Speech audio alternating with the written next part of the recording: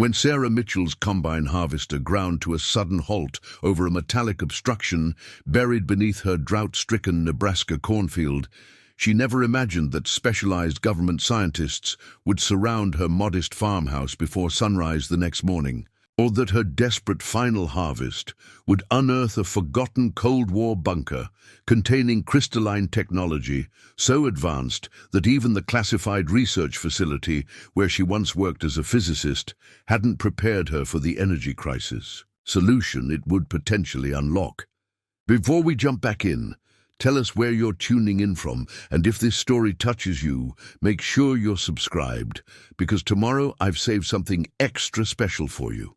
The October sun was sinking toward the horizon, casting long shadows across Sarah's struggling 50-acre farm as she maneuvered the aging harvester through stunted rows of corn. The old John Deere, patched together with spare parts and determination over its 30-year lifespan, represented her last hope of salvaging something from a season marked by record temperatures and minimal rainfall. The meager harvest would barely cover next month's mortgage payment, much less provide for her 2 teenage children through the coming winter. At 43, the deepening lines around Sarah's eyes told the story of 12 years in advanced energy research, followed by 6 years struggling to maintain her late husband's family farm after his sudden death from an aneurysm. A life marked by brilliant potential, unexpected tragedy, and the stubborn resilience that had kept her family afloat when countless neighboring farms had been swallowed by agricultural conglomerates unable to weather the intensifying climate crisis. Just a few more rows, she muttered to herself, adjusting the harvester's settings as the equipment labored through particularly poor-yielding sections. The machine's familiar vibrations had become a meditation of sorts, allowing her mind to temporarily escape financial worries and focus on the methodical task at hand. The farm's ancient radio, duct-taped to the dashboard, crackled with the evening forecast. Continuing drought conditions expected through next week, with temperatures remaining 10 degrees above seasonal averages. Water restrictions for Lancaster County remain in effect until further notice. Sarah grimaced at the news. The 120-acre Mitchell family farm had been reduced to farming just 50 acres this season, with groundwater depletion making irrigation impossible across the remaining land. Her decision to study theoretical physics rather than agriculture had once been a point of tension with her farmer husband's family, who had worked this land for generations. Now, her scientific background provided little practical help against the relentless environmental and economic pressures threatening to take everything they had built. The harvester's forward progress abruptly halted as a sickening grinding noise erupted from beneath the cutting heads. The entire machine shuddered before the emergency shutoff engaged, leaving Sarah in sudden silence as dust particles danced in the fading sunlight. "Damn it! Not now!" she hissed, climbing down to inspect the damage. Equipment repairs would consume what little profit the harvest might yield. Kneeling in the dry soil, she examined the harvester's cutting mechanism, finding it jammed against something solid and unmistakably artificial, buried just beneath the surface. Using work-worn hands, Sarah cleared away the parched earth to reveal what appeared to be a metallic panel approximately 4 feet square. Unlike the rusted farm equipment occasionally uncovered in these fields, this metal showed minimal corrosion despite years underground. More puzzling was its smooth, almost seamless design, unlike any agricultural infrastructure she'd encountered. During her years on the farm, years of scientific training kicked in as Sarah methodically photographed the discovery with her phone before continuing to clear soil from around the panel. The metal appeared to be a specialized alloy with what looked like a sophisticated locking mechanism along one edge. Most concerning was the faded insignia partially visible on its surface, a stylized atom surrounded by stars, reminiscent of Cold War-era government project symbols she recognized from her research background. As the last light faded from the sky, Sarah had exposed enough of the panel to confirm her suspicions. This was no ordinary piece of agricultural debris or forgotten infrastructure. The precision engineering and material composition suggested military-grade construction, specifically designed for long-term subterranean deployment. But how had a high-security installation been placed beneath her family's farmland without anyone's knowledge? The Mitchell farm had been in her husband's family since 1952, when his grandfather returned from Korean War service and purchased the land with his military pay. For 3 generations they had worked these fields, none apparently aware of what lay beneath the surface. Sarah's scientific background urged caution. Unexpected discoveries of this nature often carried unforeseen complications. Yet the farm's desperate financial situation made her wonder if this finding might somehow provide leverage against the bank's threatening foreclosure. Sarah sat back on her heels, brushing dirt from her hands as she considered the implications. Her background in experimental physics, specifically her work on exotic energy storage systems before leaving academia to raise her family, provided enough knowledge to recognize that this was no ordinary bunker entrance. The design elements and materials matched descriptions of specialized containment systems developed during the height of Cold War research into alternative energy sources. Projects officially abandoned, but rumored to have continued in classified locations throughout the Midwest. The sun had fully set as Sarah made her decision. This discovery required proper documentation before any further investigation. She took additional photographs from multiple angles, carefully including reference objects for scale, then reluctantly replaced some of the soil over the panel. She marked the location with a bright orange survey flag from the truck toolbox and recorded the GPS coordinates on her phone. As darkness settled over the Mitchell farm, Sarah drove the harvester back to the barn, her mind racing with possibilities. What she couldn't know as she secured the equipment for the night was that her photographs had already begun an unstoppable chain of events. The automatic cloud backup feature on her phone, syncing over the rural farmhouse's satellite internet connection, had transmitted the images to servers where sophisticated pattern recognition algorithms had identified the partially visible government insignia, triggering silent alerts in systems designed to monitor precisely such anomalous discoveries.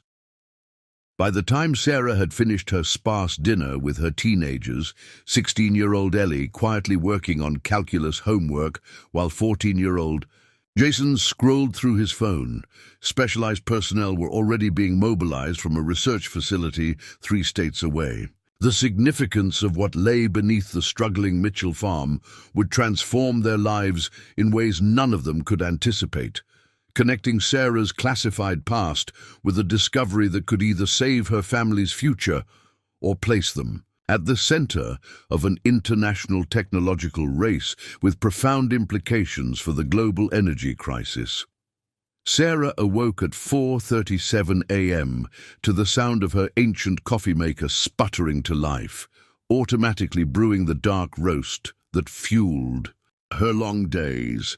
The farmhouse creaked and settled around her, a century-old 2-story structure with more character than insulation.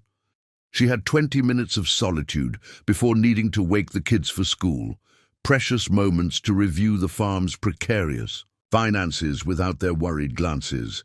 At the kitchen table, illuminated by a single overhead light with its yellowed shade, she spread out bank statements, utility bills, and the foreclosure notice that had arrived last week. 6 years of drought had transformed farming from challenging to nearly impossible. The Mitchell family had weathered difficult seasons before, but climate change had fundamentally altered the agricultural equation in ways the previous generation couldn't have imagined. Sarah tucked a strand of auburn hair, now streaked with premature gray, behind her ear as she calculated figures on a worn calculator.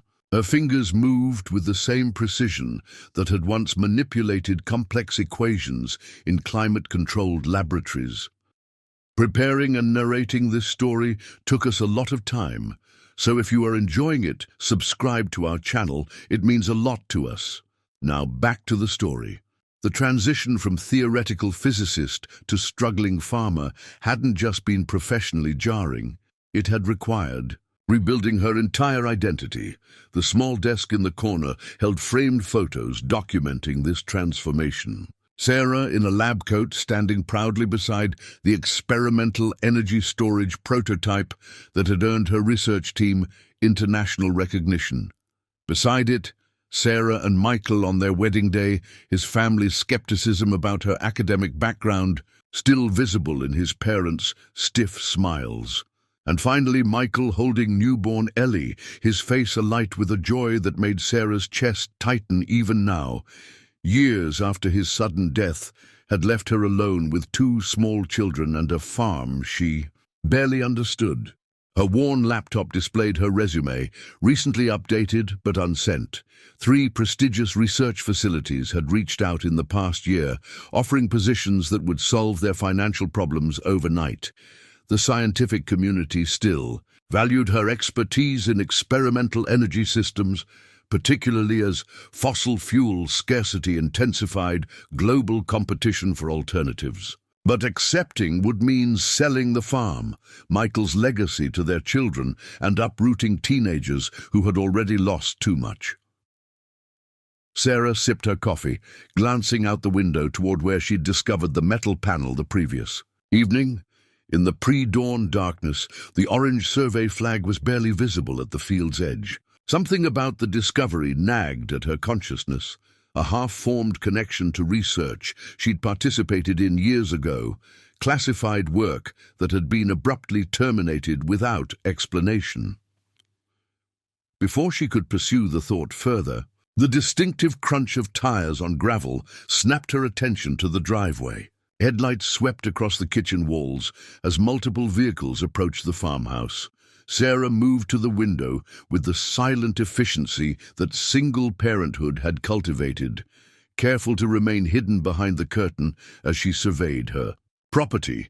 3 black SUVs with government plates had formed a semicircle in front of her home, their headlights extinguished simultaneously as if on command. 6 figures in specialized field gear established a perimeter around the property with coordinated precision.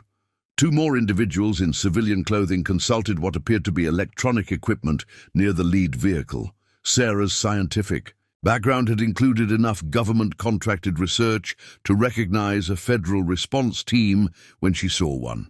The immediate and substantial nature of their arrival confirmed her suspicions about the significance of what lay buried in her field. Instead of waiting for the inevitable knock, Sarah quickly dressed in jeans and a flannel shirt. She moved silently down the hallway, checking on her still sleeping children before descending to the kitchen. If experience from her research days had taught her anything, it was that maintaining composure and appearing prepared often established a more favorable dynamic when dealing with government operations. She started a fresh pot of coffee mentally, calculating how to navigate this interaction while protecting her family's interests. The farm might be failing financially, but it remained theirs, at least for the next 60 days before the bank's foreclosure timeline expired. Whatever lay beneath her field clearly held value beyond agriculture. As predicted, a firm knock came. At exactly 5 a.m.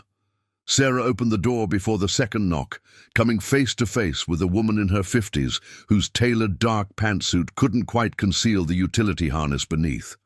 Despite the early hour, she appeared fully alert, her short salt and pepper hair and direct gaze projecting authority. "Mrs. Mitchell," she stated rather than asked, her tone professional but not hostile. "Dr. Mitchell, actually," Sarah corrected evenly. "Coffee's fresh, if you'd like to explain why there's a tactical team surrounding my house before my children's alarm clocks have gone off." A flicker of reassessment crossed the woman's face before her professional mask returned. "Dr. Evelyn Chambers, Department of Energy Advanced Research Division." This is my colleague, Dr. Marcus Lindholm. She gestured to a rumpled, academic-looking man beside her who nodded awkwardly. Department of Energy? Sarah raised an eyebrow, the mention of her former employer immediately raising questions about the metal panel's origin. That's an impressive response time for a farming equipment malfunction. May we come in, Dr. Mitchell? Chambers asked, ignoring Sarah's comment. What we need to discuss is classified. Sarah stepped aside, noting the subtle hand signal Chambers gave to the tactical team, instructing them to maintain their positions rather than enter. Inside her kitchen, Sarah poured coffee for her unexpected visitors while mentally reviewing her own security clearances. Expired years ago when she'd left government research to raise her family. You discovered something unusual while harvesting. Yesterday, Chambers stated rather than asked. I did, Sarah confirmed, leaning against the counter, though I'm curious how you know that, and why it warrants a pre-dawn visit with enough personnel to secure a hostile location. Chambers studied her for a moment before responding. Your background in exotic energy storage systems at Lawrence Livermore, particularly your work on Project Helios between 2008 and 2011, makes you uniquely qualified to understand what you've discovered. That background, combined with what appears to be a classified research installation on your property, creates an unusual security situation. Cloud backup, Sarah realized aloud. My phone automatically uploaded the photos. Chambers nodded. Pattern recognition systems flagged the images due to the visible insignia. Given your background and the nature of the discovery, certain protocols were automatically initiated. The first rays of dawn illuminated the Mitchell farm as Sarah led Chambers and Lindholm across her drought-stricken cornfield. Overnight dew had already evaporated in the unseasonably warm morning air, leaving only dust that clung to their shoes as they approached the orange survey flag marking her discovery. I need to wake my kids for school soon, Sarah said, checking her watch as they reached the site. So let's not draw this out unnecessarily. Arrangements have been made with the school, Chambers replied matter-of-factly. Your children will be excused for the day. We've taken the liberty of having Agent Torres explain the situation to them when they wake. Sarah stopped abruptly. You've stationed someone inside my house? With my children? Standard protocol when minors are involved in a classified discovery. Situation, Chambers explained, her tone suggesting this should be obvious.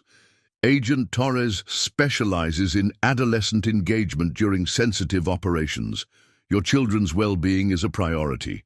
Before Sarah could protest further, Dr. Lindholm, who had been silently examining the partially exposed metal panel, called their attention.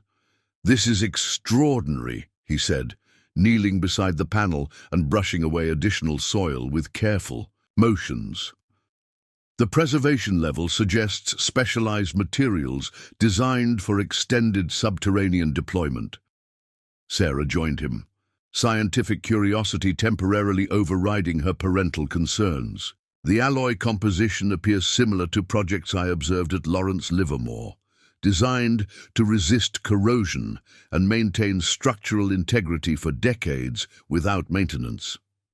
Lindholm nodded appreciatively at her assessment. Your background in materials science is evident, Dr. Mitchell. What else can you tell us about what you've found? Sarah carefully indicated the faded insignia.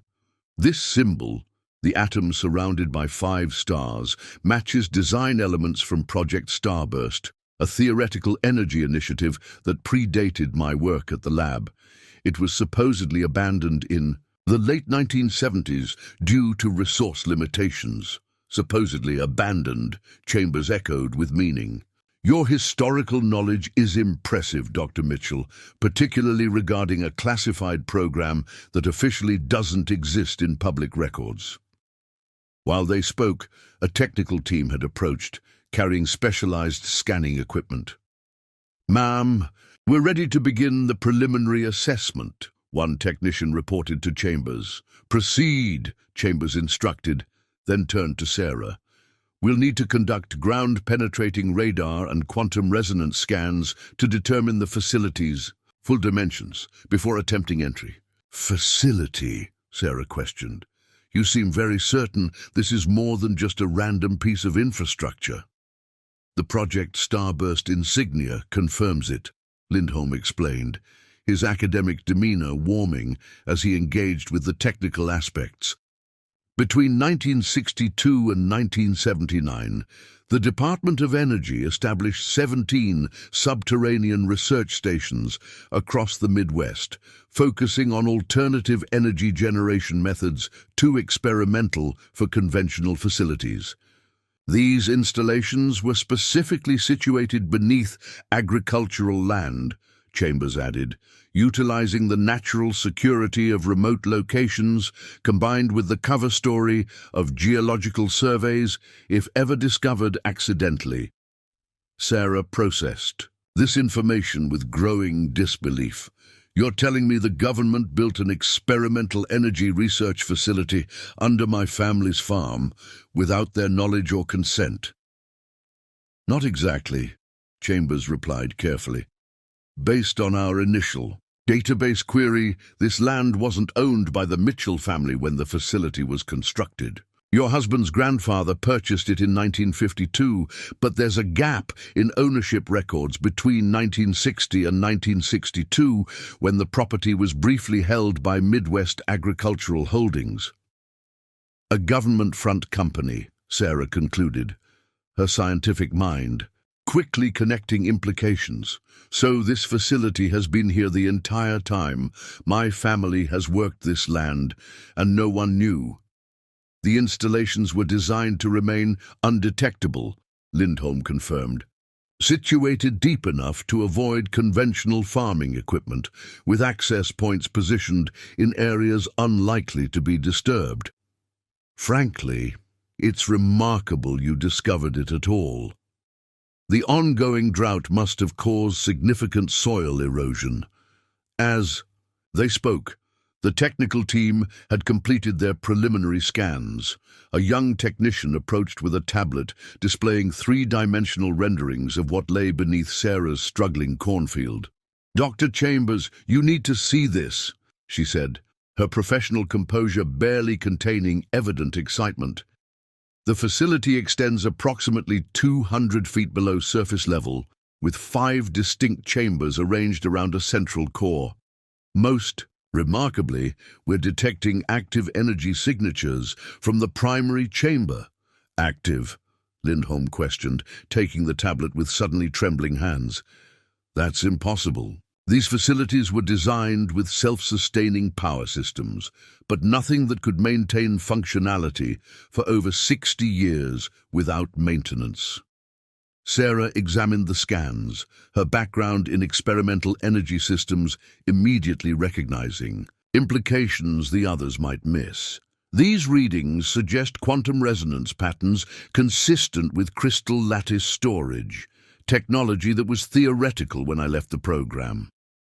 Chambers gave Sarah a measured look. Your expertise in this area is why we're continuing this conversation outside standard containment protocols, Dr. Mitchell. What else can you determine from these readings? Sarah studied the energy patterns with growing amazement. Whatever's generating these signatures utilizes principles that were purely theoretical during my tenure at Lawrence Livermore. We were decades away from practical applications of quantum crystalline storage when Project Helios was terminated. The technical team had begun establishing a perimeter around the metal panel, bringing in specialized equipment to attempt safe access to whatever lay below. Sarah watched with professional interest, recognizing protocols similar to those used when handling potentially unstable experimental energy systems. "How do you intend to proceed?" she asked Chambers, her scientific curiosity now fully engaged. Despite her lingering concerns about her children and her property rights. "Standard containment and assessment protocols," Chambers replied. "We'll secure the exterior access point, establish atmospheric monitoring, and conduct a controlled entry. Once structural integrity is confirmed, Dr. Lindholm, who had been consulting additional data on his tablet, approached with evident concern. "Evelyn, the quantum resonance patterns are showing harmonic fluctuations consistent with imminent system activation. Whatever's down there isn't just operational, it appears to be responding to our presence." This announcement accelerated the technical team's preparations. Additional equipment was rushed from the vehicles as Chambers issued a series of rapid commands, establishing expanded security protocols. Sarah, processing the implications of Lindholm's statement with her physicist's understanding, realized something the others had overlooked. "The system isn't just responding randomly," she said, examining the quantum resonance patterns more carefully. "These fluctuations follow recursive algorithms consistent with recognition protocols. It's scanning for specific authorization patterns." "Authorization?" Chambers questioned sharply. "What kind of authorization would a 60-year-old facility recognize?" Sarah's mind raced through possibilities, connecting her knowledge of quantum energy systems with historical understanding of Cold War-era security protocols. Quantum entanglement-based security was theoretical but heavily researched during that period. If they successfully implemented early versions, the system might be scanning for quantum signatures specific to authorized personnel.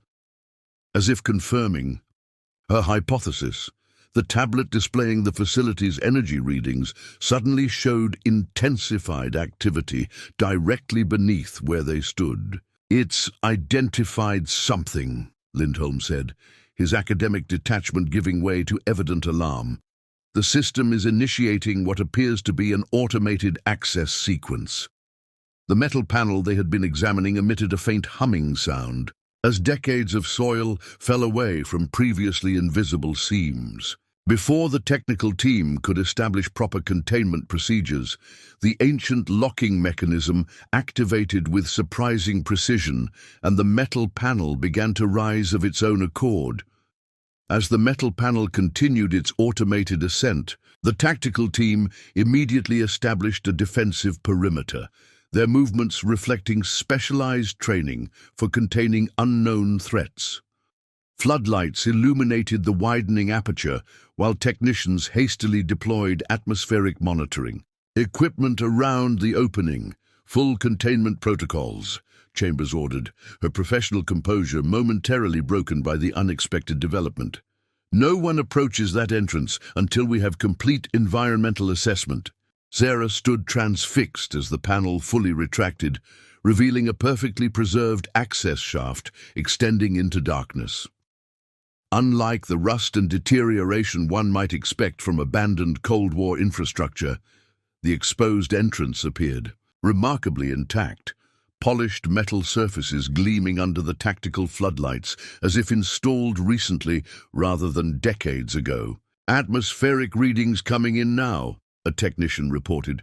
"Oxygen levels at 19.2%, slightly below normal but within safe parameters. No detection of radiation, biological contaminants, or toxic compounds.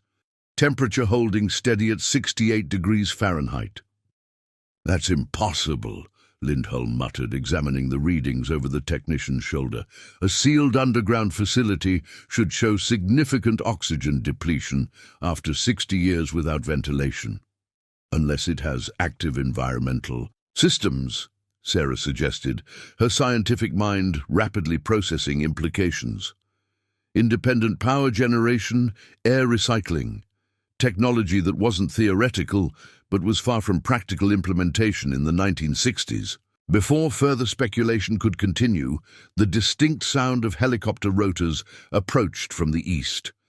Sarah turned to see 3 military-grade choppers appearing over the horizon, approaching with deliberate speed. "Phase 2 resources. Deploying right on schedule," Chambers noted with approval, checking her watch. "Dr. Mitchell, your property is about to get considerably more crowded." "You still haven't explained exactly what authority you're operating under," Sarah countered, watching as the first helicopter prepared to land in her eastern field. or what compensation my family can expect for this intrusion. The National Emergency Scientific Discovery Act of 2008 provides the operational framework, Chambers replied.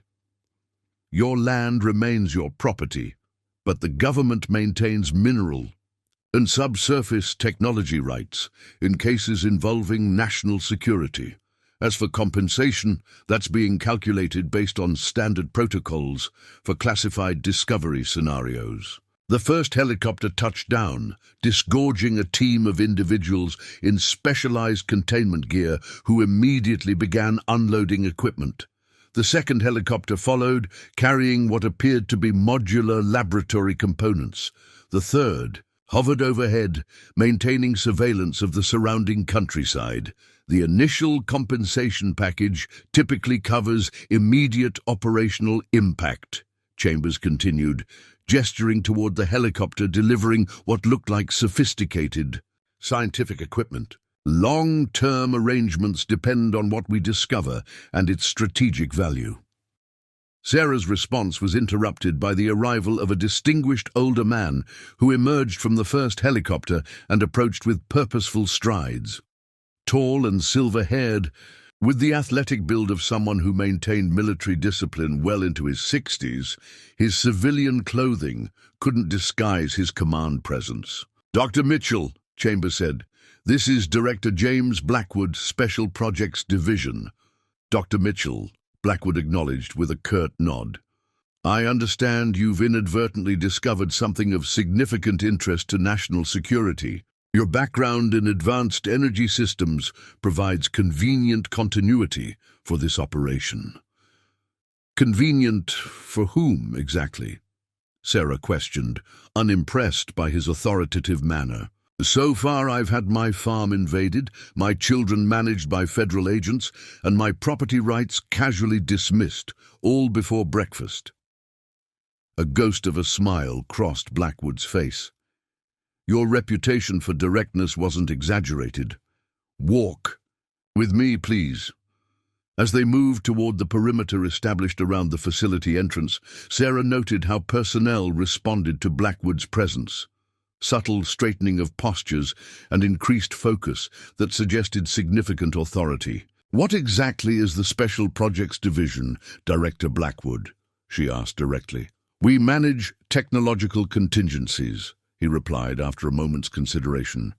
"Situations where advanced innovations intersect with national security in ways that require careful handling." "That's impressively vague," Sarah observed. "Necessarily so," Blackwood acknowledged. "What I can tell you is that your discovery has activated protocols established decades ago for precisely this scenario. The question becomes whether you'll be part of the controlled investigation or a complication requiring additional measures." The veiled threat wasn't subtle. Sarah maintained her composed exterior while mentally reviewing her limited options.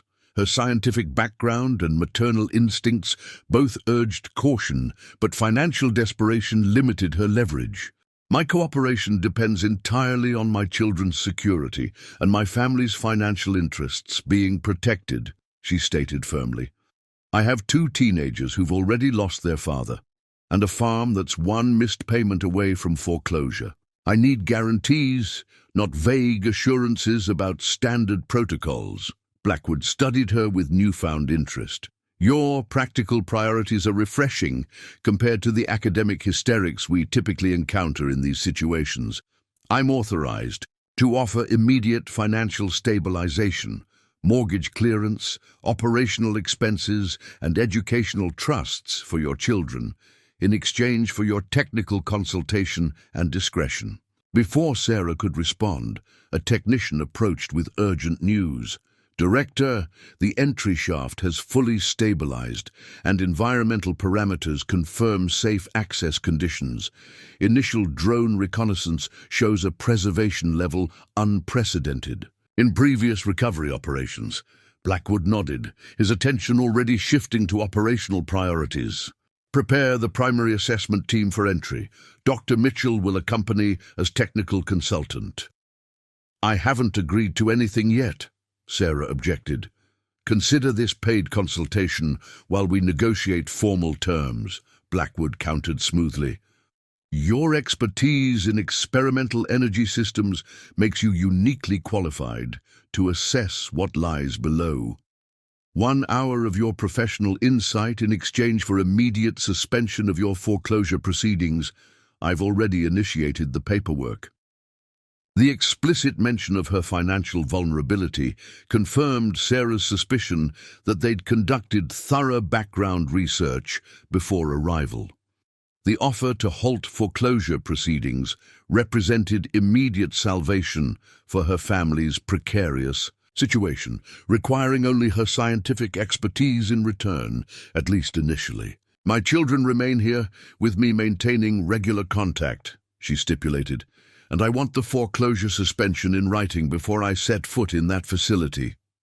"Already done," Blackwood replied, producing a tablet displaying legal documentation.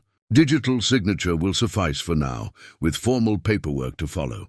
As for your children, they're currently enjoying breakfast with Agent Torres, who will ensure their safety and comfort during our initial assessment."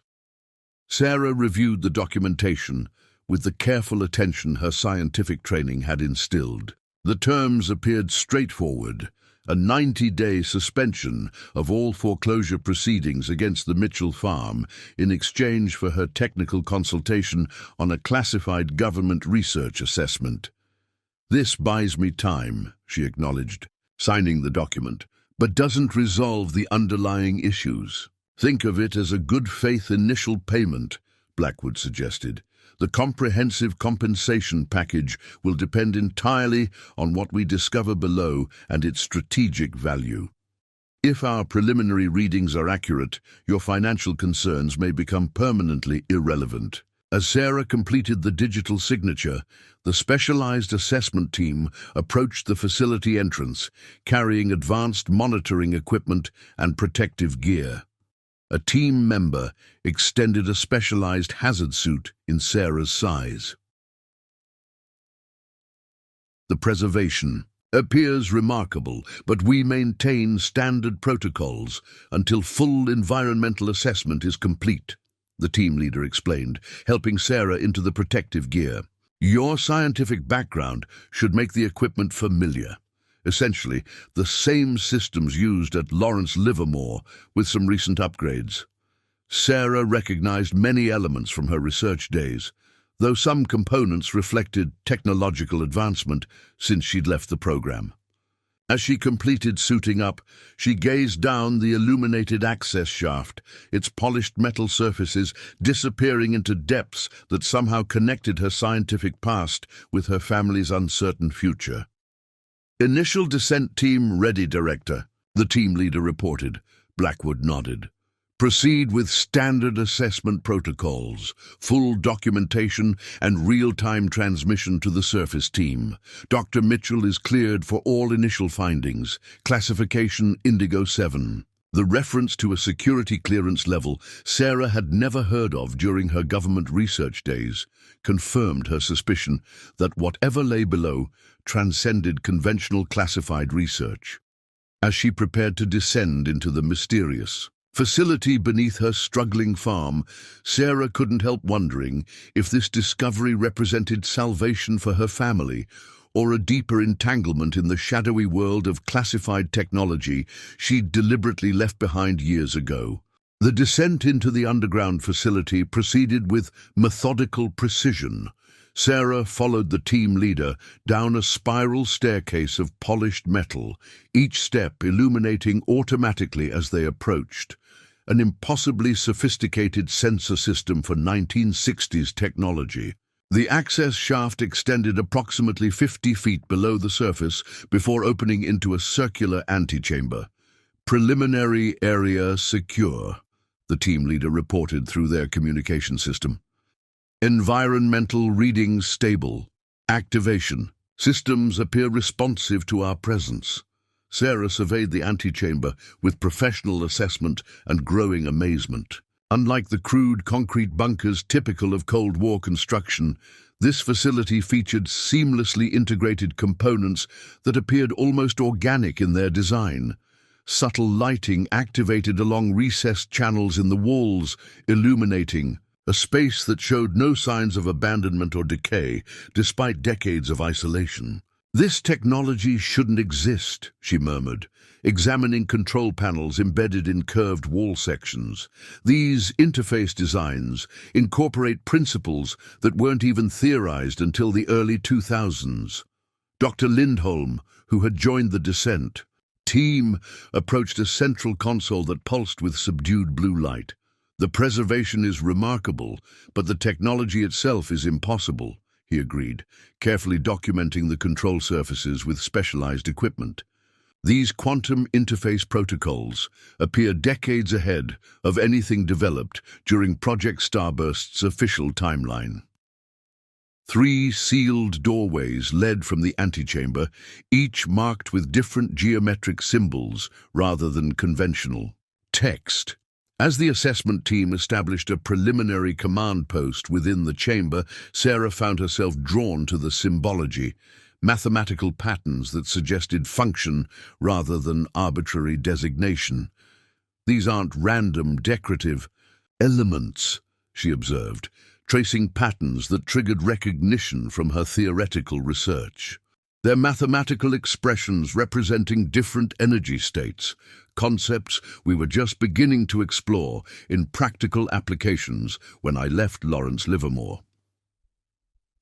Through their communication system, Director Blackwood's voice maintained operational control from the surface. "Initial assessment confirms this installation significantly exceeds expected technological development for its era. Dr. Mitchell, your specialized background becomes increasingly relevant. What can you determine about its function based on these preliminary observations?"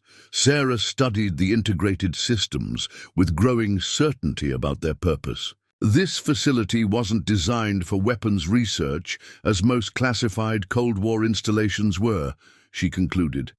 "The configuration suggests energy generation and storage on a scale that would have been revolutionary even by today's standards. Can you determine the specific energy technology involved?" Chambers asked, her voice joining the communication channel. "The symbols and configuration point to zero-point energy extraction," Sarah replied, the implications sending a chill through her scientific understanding. "A theoretical approach to harnessing quantum fluctuations in vacuum states, essentially drawing limitless energy from subatomic space itself." The response generated immediate tension across the communication system. Sarah could hear urgent consultations occurring among the surface team before Blackwood's voice returned. "Dr. Mitchell, your assessment aligns with fragmentary records from Project Starburst," he confirmed. "The program officially terminated in 1979 after theoretical calculations suggested zero-point energy extraction might create quantum instabilities if implemented at scale." Lindholm approached with a tablet displaying readings from deeper within the facility. "We're detecting significant energy accumulation in the central chamber. Whatever power source they implemented appears to have continued functioning autonomously for decades." "That should be physically impossible," Sarah stated, her scientific certainty challenged by the evidence surrounding her. "Even the most advanced theoretical models suggested zero-point extraction would require continuous maintenance and calibration to prevent cascading system failure. Unless they solved problems we haven't even properly formulated yet," Lindholm suggested, his academic skepticism giving way to growing excitement. "This facility may represent a successful implementation of technology we've considered theoretically impossible." As the assessment team prepared to access the first sealed doorway, Sarah noticed something unexpected on a recessed panel beside the central console, a list of names etched into the metallic surface. Scanning the abbreviated personnel roster, she froze when her eyes reached the final entry.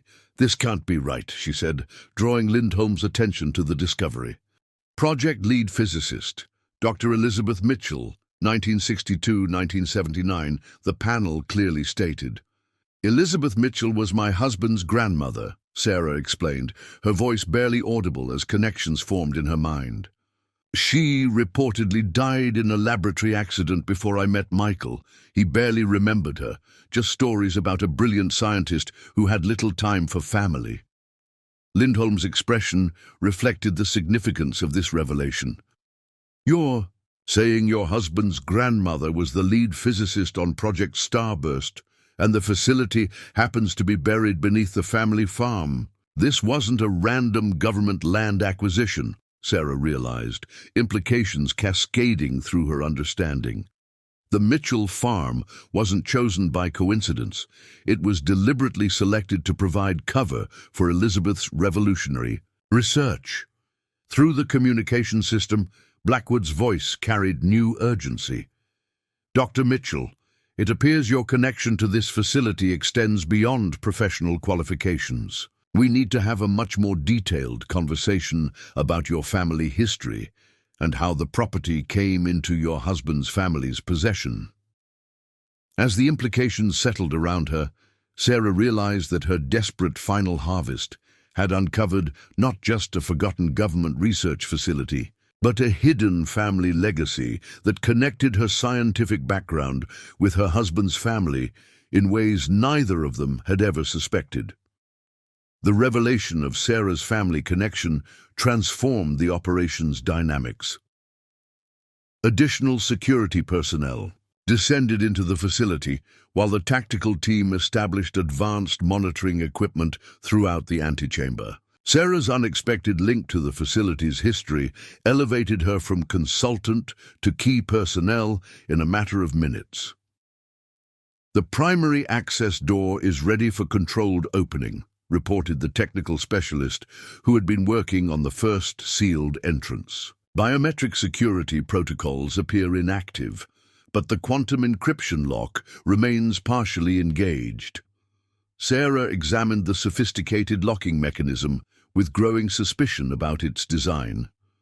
The mathematical sequences embedded in this encryption algorithm follow patterns consistent with prime number theory, Elizabeth Mitchell's doctoral specialty, according to family stories. With Director Blackwood's authorization, the technical team initiated a calibrated decryption sequence. The massive door, composed of a metallic alloy Sarah couldn't identify, released with unexpected ease, suggesting regular maintenance rather than decades of abandonment. As the door swung open, the team's floodlights illuminated a laboratory space that defied conventional technological timelines. "This is impossible," Lindholm whispered, his academic skepticism crumbling as they entered a circular chamber filled with equipment decades beyond what should have existed in the 1970s. These quantum calibration arrays weren't even theoretically modeled until the early 2000s. Sarah moved through the laboratory with growing amazement. The central platform contained what appeared to be an experimental energy extraction apparatus, crystalline structures arranged in geometric patterns around a spherical chamber. Most remarkably, the equipment showed signs of active functionality, subtle pulses of blue-white energy flowing through transparent conduits connecting various components. "They actually built it," she said, professional awe overwhelming her personal concerns momentarily. "A functioning zero-point energy extraction system.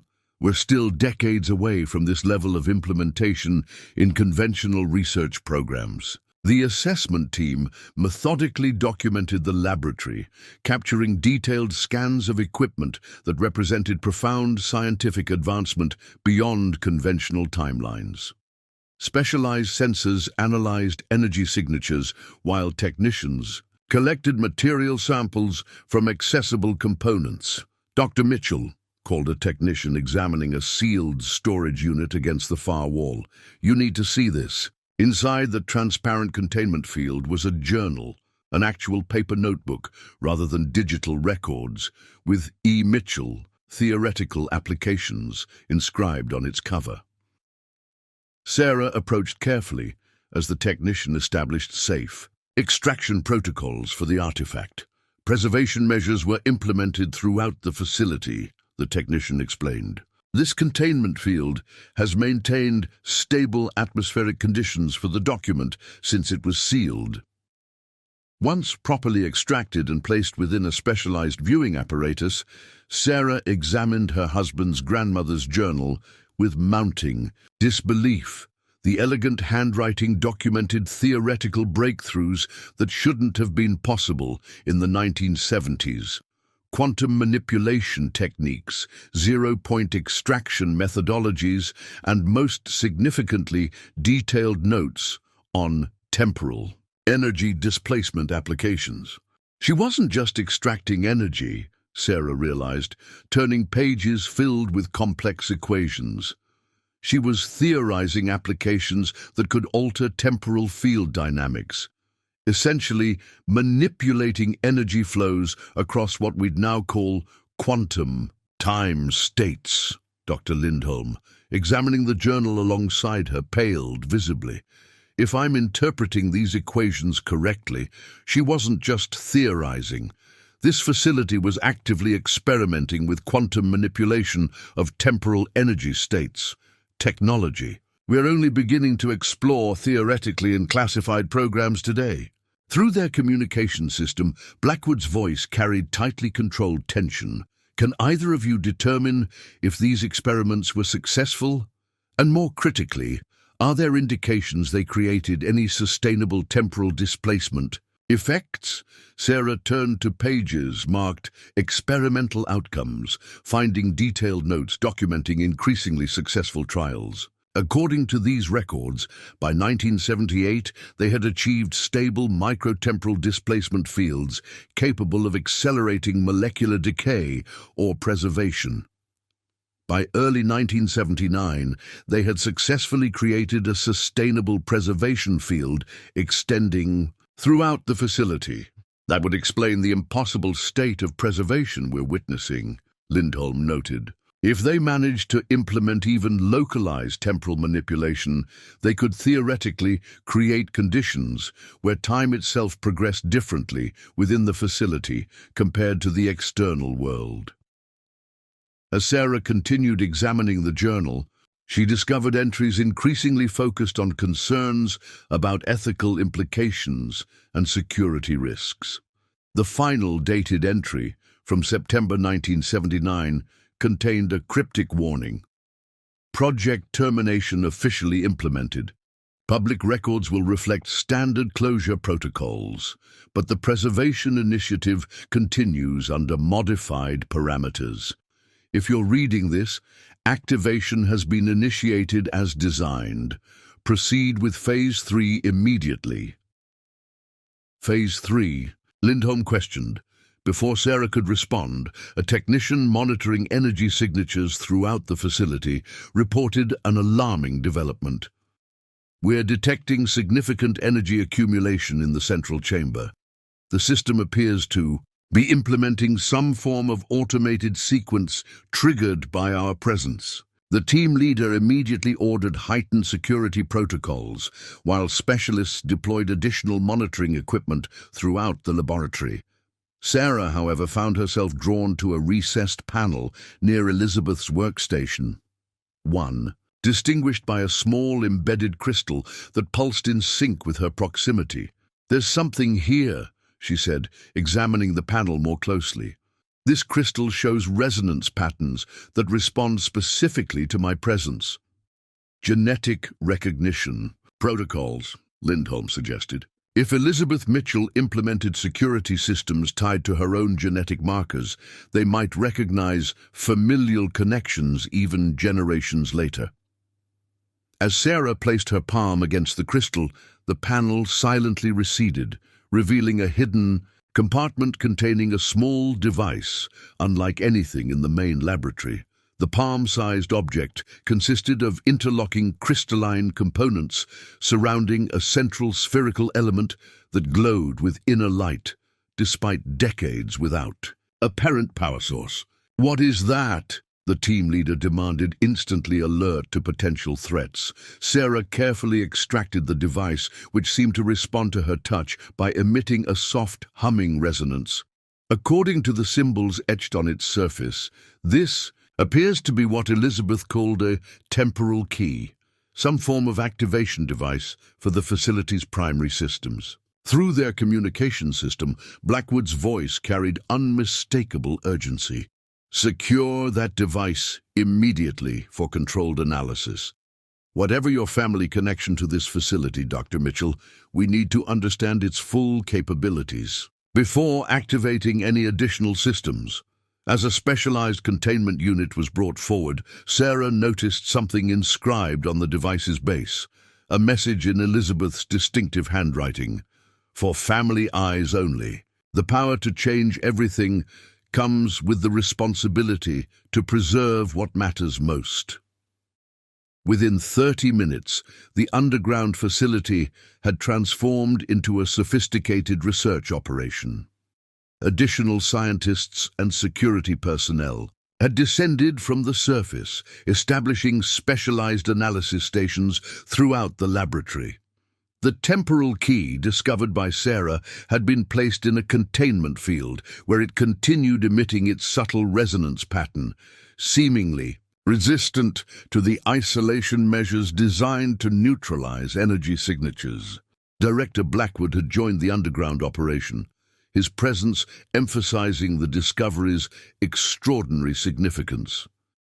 Sarah noticed how even senior scientists deferred to his authority with a respect that suggested extensive classified experience. Dr. Mitchell, Blackwood addressed her directly, I believe it's time for a more comprehensive briefing on Project Starburst and your family's connection to it. Please join me. He led her to a makeshift briefing area established in a corner of the laboratory, away from the main research activities. On a secure tablet, he displayed a series of historical photographs and documents that had been rapidly compiled from classified archives. Elizabeth Mitchell wasn't merely a project scientist, Blackwood explained, displaying a photograph of a striking woman in her 40s standing proudly beside what appeared to be an early prototype of the energy extraction system they'd discovered. She was recruited directly from Princeton in 1962 specifically to lead theoretical development of zero-point energy extraction. Her work was considered so promising that Project Starburst was essentially built around her research. Sarah studied the photograph with a sense of disconnection. The woman's features showed subtle resemblances to her late husband's face. The same determined set of the jaw, the same intense focus in the eyes.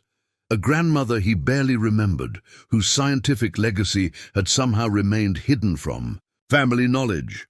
What happened in 1979? Sarah asked, recalling the journal's final entry. The records indicate project termination, but clearly the facility remained operational in some capacity. Blackwood's expression darkened. The official record states that Project Starburst was terminated due to budget constraints and theoretical limitations. The actual classified record is more complicated. He displayed a document bearing multiple redactions and the highest security classifications Sarah had ever witnessed. In August 1979, Elizabeth Mitchell reported a breakthrough in temporal manipulation that created serious concerns among oversight committees. Her team had successfully generated a stable temporal displacement field that could alter the flow of time within contained environments. The theoretical applications were problematic, and from a national security perspective, problematic how? Sarah pressed. Controlled temporal manipulation could potentially create advantages no conventional weapon could match, Blackwood explained carefully. The ability to accelerate research and development within protected fields while the outside world experienced normal time progression. The capacity to preserve critical resources indefinitely. The implications for strategic superiority were unprecedented. So they shut it down, Sarah concluded. They ordered it shut down, Blackwood corrected. The official record shows Elizabeth Mitchell complied, submitting comprehensive decommissioning documentation. All personnel were reassigned, and the facility was allegedly secured for permanent closure. But that clearly didn't happen, Sarah observed, gesturing toward the fully functional laboratory surrounding them. No, Blackwood agreed. What happened instead is where your family connection becomes particularly relevant. He displayed another document, a land deed dated October 1979, transferring ownership of the farm property from Midwest Agricultural, holdings back to the Mitchell family at a nominal price. Elizabeth Mitchell officially retired from government service in September 1979, citing health concerns, Blackwood continued. 3 months later, she died in what was reported as a laboratory accident at a private research facility in Colorado. Her son, your husband's father, inherited both her estate and this property, which had been in the family before the government briefly acquired it for agricultural research. The implications began assembling in Sarah's mind. She never shut down the facility. She transferred the land back to family ownership to maintain control of her research. Precisely, Blackwood confirmed. We believe Elizabeth Mitchell faked compliance with termination orders while actually implementing what she called the Preservation Initiative, essentially placing the facility in a self-sustaining temporal stasis field while continuing her work independently. And her reported death? Sarah questioned. Increasingly appears to have been deliberately fabricated, Blackwood admitted. Based on these discoveries, we suspect Elizabeth Mitchell may have used her own technology to continue her research outside conventional temporal constraints. Sarah struggled to process these revelations. You're suggesting my husband's grandmother might have used temporal manipulation technology to, what? Extend her research beyond normal human limitations. Before Blackwood could respond, Dr. Lindholm approached with urgent news. Director, we've completed preliminary analysis of the temporal key's energy signature. It's not just a control device. It appears to be a quantum-entangled communication mechanism designed to activate across temporal fields, meaning, Blackwood demanded.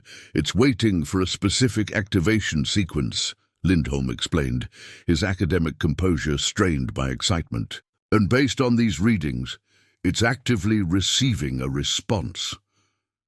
From where? Sarah asked. Not where, Lindholm corrected. When. The quantum signatures suggest communication across what can only be described as a temporally displaced parallel. Research environment. The significance of this assessment silenced even Blackwood momentarily.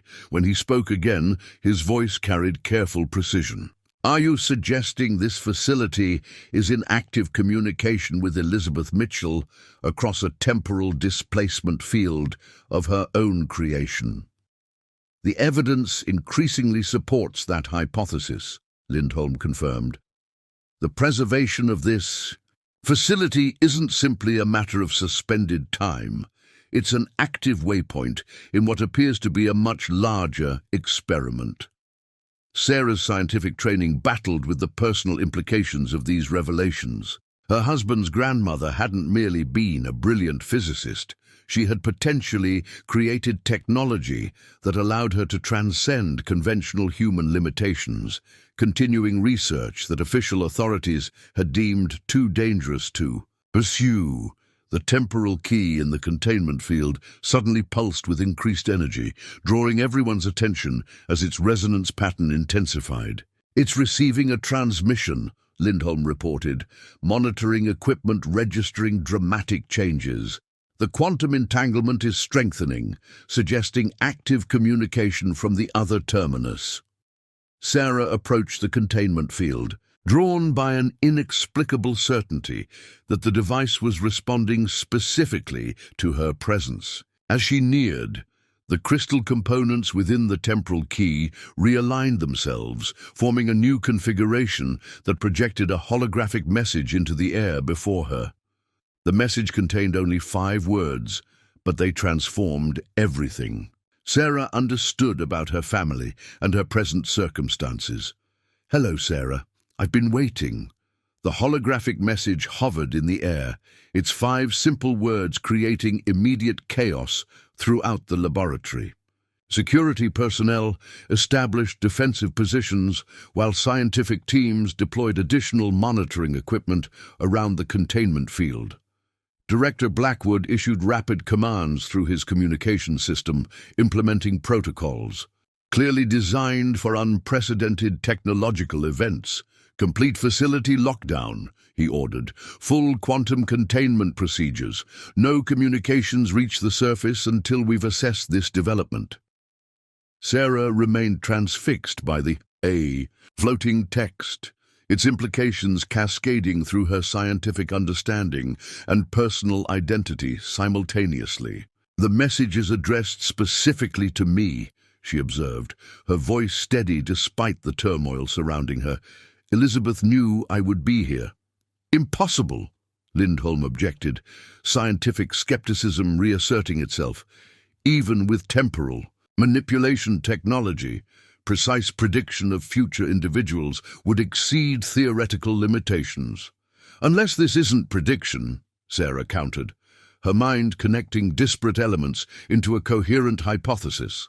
"What if Elizabeth has been monitoring our timeline from her temporally displaced position, observing her family through generations, waiting for specific conditions to align?"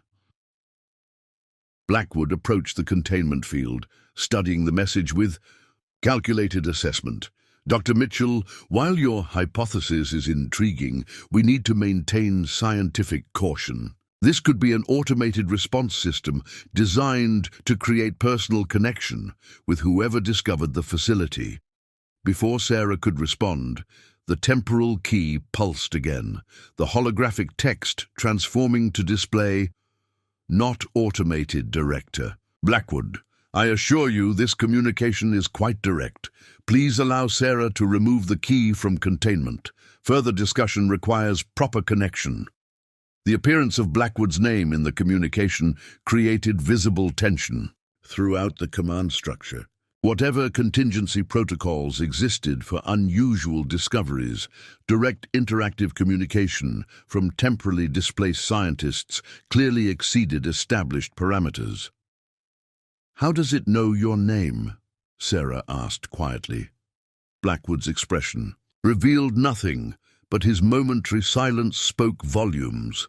Quantum observation capabilities were theorized in Project Starburst's final phase, he finally acknowledged. The ability to perceive events across temporal boundaries without direct interaction. "She's been watching us," Sarah realized, "observing everything that's happened since we discovered the facility." The temporal key pulsed again, displaying new text. "Time constraints apply even to displaced observation, Sarah. Critical decisions await. The key must be removed from containment within 3 minutes to establish stable connection. After that, temporal synchronization will fail." "This is clearly a manipulation tactic," Chambers objected, having joined them from the surface. "Team, creating artificial time pressure to force compliance with unknown technology." "The temporal mechanics are actually sound," Lindholm countered, examining readings from the monitoring equipment. "The quantum harmonics are showing progressive decoherence patterns consistent with synchronization windows in theoretical models." Director Blackwood studied the temporal key, his expression revealing the calculated risk assessment of someone accustomed to unprecedented scenarios.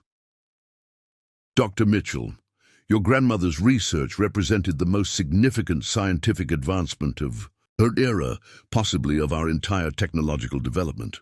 If she's actually achieved stable temporal displacement, the strategic implications are incalculable." "This isn't about strategic implications," Sarah replied firmly. "This is about my family. Elizabeth Mitchell chose to hide this technology. beneath my family's farm, created security systems that responded to my genetic markers, and apparently has been waiting decades for this specific moment. The temporal key's luminescence began fluctuating, its crystal components shifting position as energy patterns destabilized. New text appeared. 90 seconds remaining.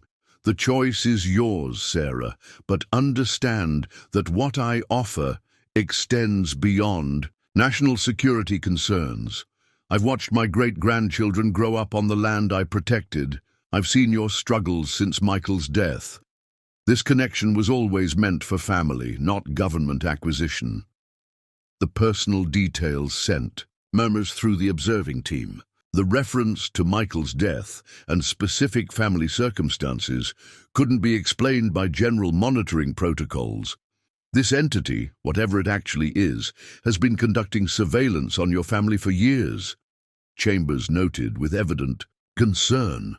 This represents a security breach of unprecedented proportions. Or exactly what Elizabeth claims, Sarah countered.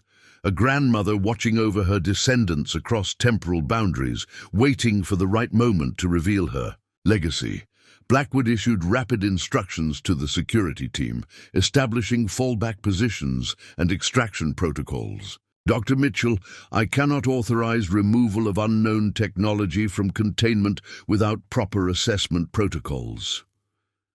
With respect, Director, Sarah replied, this facility exists beneath my farm. This technology was created by my husband's grandmother and apparently preserved specifically for discovery by her family. Your authority here exists only through my continued cooperation. The temporal key's energy signature began deteriorating rapidly, its previously stable resonance pattern fracturing into discordant harmonics. 30 seconds, the holographic text warned. The connection will be lost for approximately 27 months. If synchronization fails, Blackwood's expression revealed the conflict between security protocols and unprecedented opportunity. You understand that removing unknown technology from containment violates every established procedure for anomalous discoveries. I understand that my family has been on the edge of financial ruin while sitting atop technology that could transform humanity's future, Sarah replied. Elizabeth didn't preserve this facility for government acquisition. She hid it from government oversight deliberately, keeping it within family control for a reason. As the countdown continued, Blackwood made his decision. Security teams maintain defensive positions. Scientific personnel establish maximum safe distance. Dr. Mitchell is authorized to remove the temporal key under my direct supervision. The containment field deactivated with a subtle hum, leaving the temporal key suspended in its specialized holder. Sarah approached carefully, aware that every scientific instrument in the laboratory was focused on her actions. As the holographic display showed 10 seconds remaining, she reached for the device. The moment her fingers contacted the crystalline surface, the temporal key responded with immediate recognition. The components realigned themselves, conforming to her hand as if custom designed for her specific physiological characteristics. A warm resonance passed through her palm, creating a sensation unlike anything in her scientific experience, a distinct impression of connection across conventional limitations. The laboratory lighting flickered momentarily as energy patterns throughout the facility synchronized with the temporal key's resonance. The holographic display stabilized, showing new text. Connection established. Thank you, Sarah. Now we can begin. Before anyone could respond, a more substantial holographic projection formed beside the containment unit. The three-dimensional image of an elegant woman in her 70s with familiar features that echoed through the Mitchell family genetics. Elizabeth Mitchell appeared just as solid and present as anyone in the room, though her image occasionally rippled with subtle energy fluctuations. Hello, Sarah, The projection spoke, her voice carrying the clear precision of a lifetime spent in scientific discourse. "I've waited quite a long time for this conversation. We have much to discuss about your family's legacy and the future you're facing." The appearance of Elizabeth Mitchell's interactive holographic projection transformed the controlled scientific operation into barely managed chaos. Security personnel maintained defensive positions, while scientific teams frantically calibrated equipment to monitor the unprecedented technological event unfolding before them. "This is impossible," Chambers whispered, voicing what many were thinking. "Improbable," Elizabeth's projection corrected with a slight smile, "but clearly not impossible, given the evidence before you." Her attention focused entirely on Sarah. "I recognize this is overwhelming. You have questions, scientific, personal, and practical. Unfortunately, we have limited time before synchronization becomes unstable." "How are you here?" Sarah asked, scientific curiosity momentarily overriding. "Personal shock. True temporal displacement of consciousness shouldn't be possible with any theoretical technology." Elizabeth's projection gestured toward the facility surrounding them. This installation was never merely about energy extraction. It was a test bed for quantum consciousness projection across temporal boundaries, technology deemed too dangerous for government control, yet too valuable to abandon. "Consciousness projection?" Lindholm interrupted, his academic skepticism crumbling before direct evidence. "You're suggesting you've maintained conscious existence in a temporally displaced state for over 4 decades? From your perspective," Elizabeth acknowledged. "From mine, the experience has been considerably more complex, but we don't have time for full scientific exposition." She turned back to Sarah. "The drought affecting your farm isn't random climate variation. It's a targeted atmospheric manipulation designed to force the property into foreclosure." Director Blackwood stepped forward. "That's an extraordinary claim without evidence." "The evidence is in weather pattern analysis, focused specifically on Mitchell property boundaries over the past 3 years, Elizabeth countered. "Data I've been collecting from my temporal vantage point. The technology this facility contains has become increasingly detectable as global quantum scanning capabilities advance. Certain interests have identified energy signatures without understanding their source." As if confirming her statement, the facility's monitoring systems suddenly triggered alerts throughout the laboratory. A technician called out, "Director, we're detecting multiple unauthorized vehicles approaching the property perimeter. Satellite imagery shows at least 3 separate groups converging from different directions." Blackwood immediately accessed tactical displays, his expression hardening as he assessed the developing situation. "Perimeter teams report unmarked vehicles bypassing established checkpoints.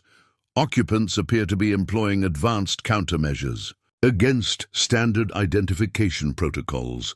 Elizabeth's projection showed no surprise at this development. The temporal key's activation has generated quantum resonance patterns detectable by sophisticated monitoring systems. Multiple interests have been watching for these energy signatures, some governmental, others private, all determined to acquire technology they barely understand. The security alerts intensified as surface teams reported helicopter signatures approaching from the east. Aircraft without transponders or flight plans registered in controlled airspace. "We have less than 30 minutes before this facility is compromised," Elizabeth stated with calm certainty. "The quantum resonance patterns can't be contained by conventional methods now that synchronization has been established." "What exactly are they after?" Sarah demanded, the scientist in her requiring precise understanding despite mounting tension. "The temporal key you're holding isn't merely a communication device," Elizabeth explained. "It's the activation mechanism for the facility's primary purpose, a functional temporal displacement field generator capable of creating stable artificial Time-lapse environments, technology that could revolutionize energy production, medical research, computational advancement, or provide unmatched military advantages through accelerated development cycles. Blackwood was already issuing rapid security directives, mobilizing defensive assets while establishing evacuation priorities for scientific personnel. We need to secure this technology immediately and implement full containment protocols. Conventional containment is no longer possible, Elizabeth stated firmly. The only remaining option is activation of the primary system under controlled parameters, essentially hiding the technology within its own temporal field. The laboratory's alert systems continued escalating as surface teams reported the first security breaches along the outer perimeter. Whatever was coming had both the knowledge and resources to bypass government security measures with concerning efficiency. "I'll need to take direct control of the primary system," Sarah stated, surprising herself with her decisiveness. The scientist in her recognized the unprecedented situation, demanded action beyond standard protocols, while the mother in her knew her children's safety now depended on resolving this crisis quickly. "That's precisely why I've waited for you," Elizabeth's projection confirmed. The system was designed to recognize Mitchell family genetic markers as primary authorization. Your background in quantum energy systems makes you uniquely qualified to implement the necessary protocols. Director Blackwood's expression revealed calculated assessment as tactical updates continued flowing through his communication system. 3 separate unauthorized teams have breached outer perimeter defenses, he reported. Helicopter signatures suggest military-grade equipment without proper identification protocols. This is rapidly evolving beyond a scientific security situation into a direct, tactical confrontation. "We don't have time for conventional security responses," Elizabeth stated. "The primary chamber contains the temporal displacement field generator. It must be activated before competing interests converge on this location." Blackwood made his decision with the swift certainty of someone accustomed to unprecedented scenarios. "Dr. Mitchell is authorized to access the primary system under my direct supervision. Security teams implement maximum defensive protocols. Around the central access point, scientific personnel prepare for emergency evacuation procedures." The laboratory transformed into coordinated emergency action as Sarah followed Elizabeth's holographic projection toward the previously unexplored third doorway leading from the antechamber. The temporal key in her hand pulsed with intensifying energy as they approached, its crystalline components realigning into configurations that matched patterns embedded in the massive sealed door. "Place the key in the central receptor," Elizabeth instructed as they reached the entrance. "The system will recognize your genetic signature and grant access to the primary chamber." As Sarah positioned the temporal key within the designated receptor, the massive door's locking mechanism engaged with surprising fluidity for technology dormant for decades. The door silently receded into the surrounding wall, revealing a chamber of breathtaking scale and complexity beyond anything they'd discovered thus far. The primary chamber stretched nearly 50 meters in diameter, its domed ceiling embedded, with crystalline formations arranged in mathematical patterns that seemed to shift subtly as they entered. At the chamber's center stood a structure unlike anything in conventional technology, a spherical array of interlocking crystalline components surrounding a central column of pulsing blue-white energy that seemed to both exist and not exist. Simultaneously, its boundaries fluctuating between defined and indeterminate states. "The quantum displacement engine," Elizabeth announced, her projection moving confidently toward the central apparatus, "capable of generating controlled temporal fields that can accelerate or decelerate the passage of time within defined parameters." Sarah approached the engine with scientific awe, temporarily overriding the urgency of their situation. The technology before her represented theoretical concepts decades beyond current implementation capabilities. A functioning system that manipulated fundamental forces scientists were still struggling to fully understand.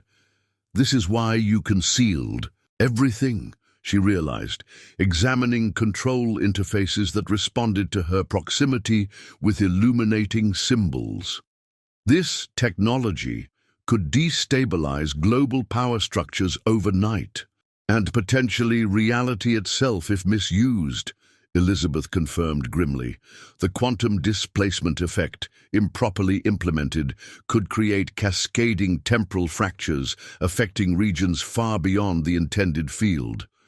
Through their communication system, Blackwood reported escalating security breaches. First unauthorized team has breached the lower access shaft.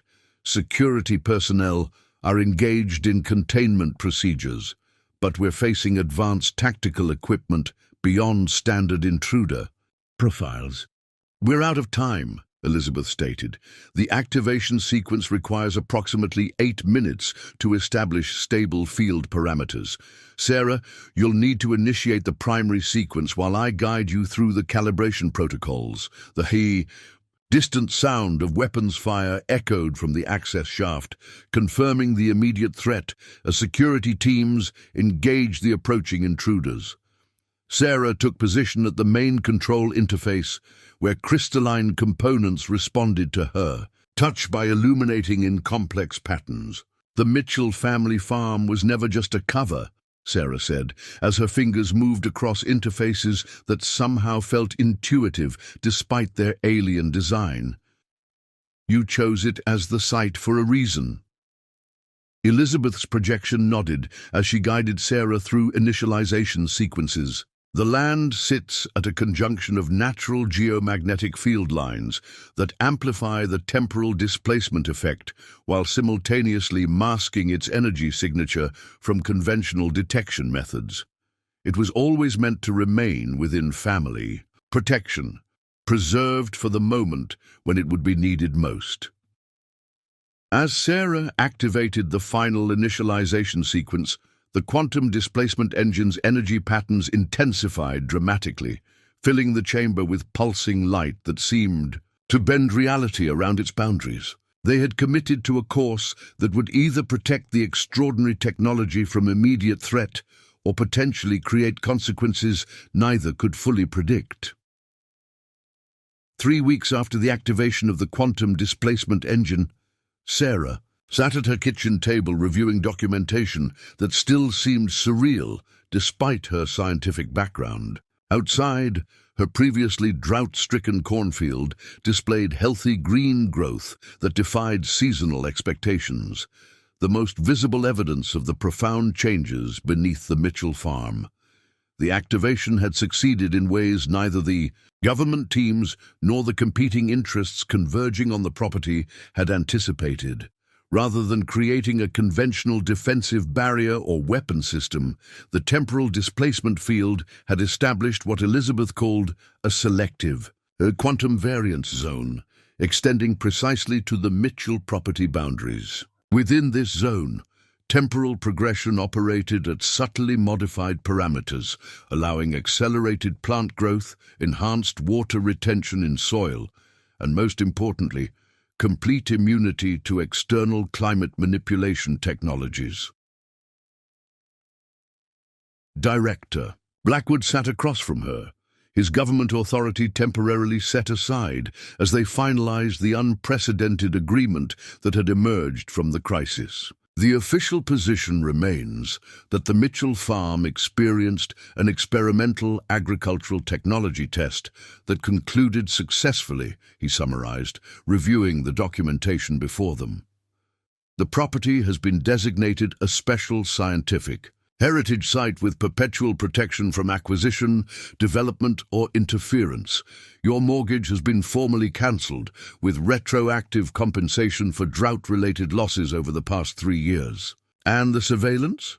Sarah asked directly. Discontinued entirely, Blackwood confirmed, though I suspect Elizabeth maintains her own observational capabilities beyond our detection parameters. The most extraordinary aspect of the aftermath had been the government's remarkably accommodating approach to the Mitchell family's demands.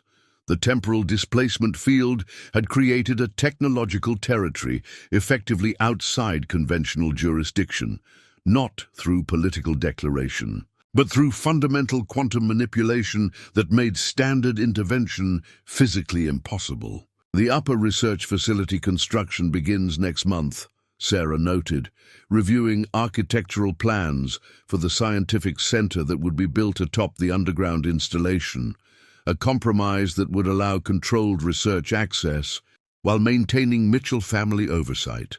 My position as research director provides sufficient income to maintain the farm while ensuring proper scientific protocols. What remained unspoken was the true nature of their agreement with Elizabeth. The quantum displacement engine remained active beneath the farm, its existence acknowledged only in the most classified documentation. The compromise allowed limited scientific access to peripheral technologies, while the core temporal manipulation system remained under family control, precisely as Elizabeth had intended when she concealed the facility decades earlier. Sarah's children had adapted to their transformed circumstances with surprising resilience. Ellie had already begun specialized tutoring in quantum physics, showing an aptitude that suggested the Mitchell scientific legacy would continue.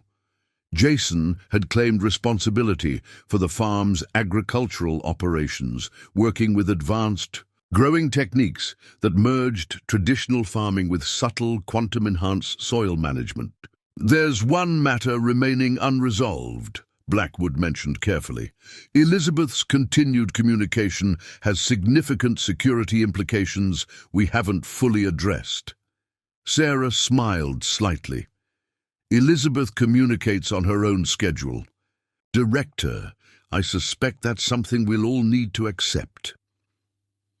The holographic communication system they'd established in Sarah's study activated occasionally, allowing conversations with Elizabeth across the temporal displacement field. These discussions remained private family matters, scientific grandmother mentoring her great-grandchildren through a technological connection that defied conventional limitations. As Blackwood departed, Sarah walked to the edge of her thriving cornfield, observing how the afternoon sunlight created subtle, refractive patterns at the boundary of the quantum variance zone. The Mitchell farm had transformed from a struggling agricultural operation facing foreclosure to the most scientifically significant private property in the country, perhaps the world.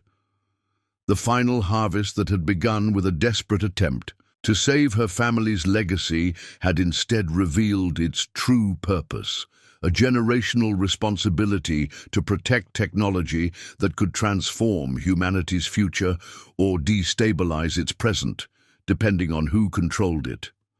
Sarah understood now why Elizabeth had gone to such extraordinary lengths to ensure family stewardship continued across decades. Some discoveries were too significant for conventional oversight, requiring instead the personal commitment that only family loyalty could ensure. As Sarah turned back toward the farmhouse where her children waited, she reflected that her scientific career had come full circle, from theoretical physicist to struggling farmer and now to guardian of technology beyond theoretical understanding. The Mitchell family legacy had merged scientific brilliance with agricultural stewardship in ways she never could have imagined before that final desperate harvest revealed what truly lay beneath their fields. On a crisp autumn evening, 6 months after the discovery that transformed their lives, Sarah stood on the farmhouse porch, watching the sun set over fields that now yielded harvests, defying agricultural expectations. The contrast between their previous desperate circumstances and current abundance remained surreal, despite her growing understanding of the quantum technologies sustaining their prosperity. The Mitchell family farm had become something unique in the modern world, a place where science and tradition merged through the vision of a grandmother who had transcended conventional limitations to protect her family's future. The upper research facility, now nearing completion at the eastern edge of their property, represented a carefully negotiated balance between scientific progress and family stewardship. Sarah's phone chimed with a message from Director Blackwood. International Oversight Committee approves research protocols. Congratulations, Dr. Mitchell. History will recognize your contribution appropriately. What history wouldn't record were the private conversations with Elizabeth that continued through the specialized communication system in Sarah's study.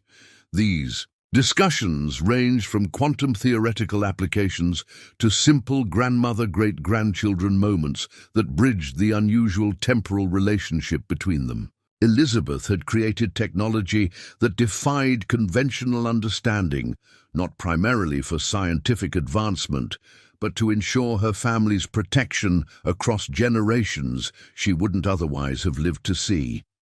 As twilight deepened across the farm, Sarah's children joined her on the porch. Ellie's quantum physics studies had progressed remarkably under Elizabeth's guidance, while Jason had developed an intuitive understanding of how the subtle temporal variations affected agricultural growth patterns. They had adapted to their extraordinary circumstances with the resilience of youth, accepting the responsibility that came with their unique inheritance. "Do you think we'll ever understand it completely?" Ellie asked, gazing toward the invisible boundary where quantum variants subtly altered reality around their property. "The full implications of what great-grandma created. I think that's precisely why she ensured it remained within family protection," Sarah replied.